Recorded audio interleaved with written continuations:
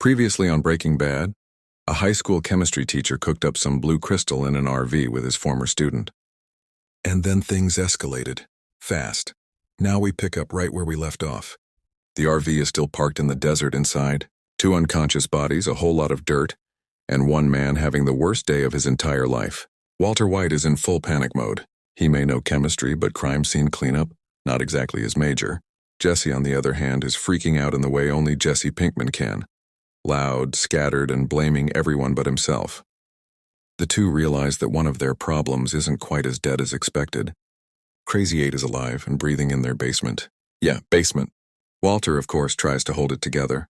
He's suddenly juggling being a husband, a dad, a teacher, and someone who now has a guy tied up below his laundry pile. Walt's been acting weird, disappearing for hours, and now she hears him mumbling Jesse Pinkman in his sleep. Naturally, she does what any suspicious spouse in 2008 would do. She Googles him. And what does she find?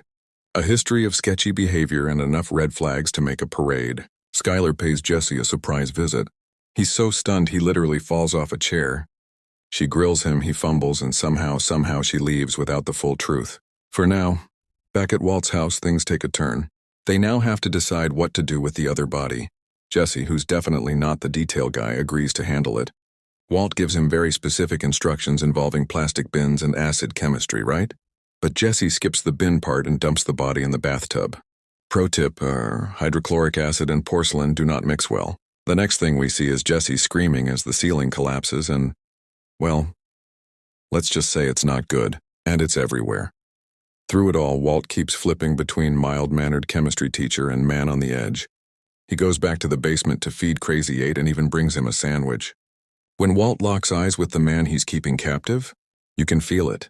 Something inside him is shifting. Walter White is changing.